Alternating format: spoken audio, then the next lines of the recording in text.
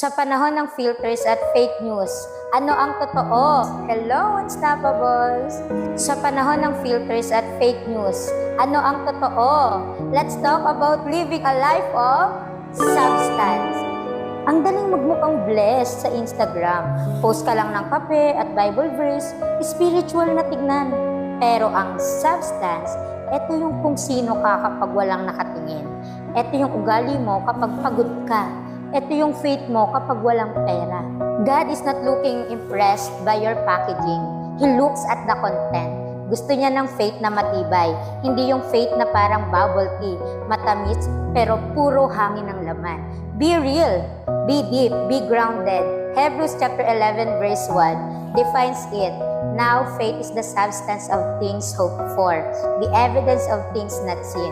Let your faith be the solid ground you stand on. No to fake life, yes to real faith.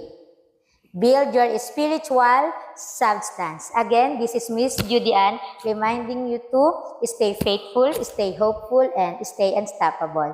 To God be the glory. Bye!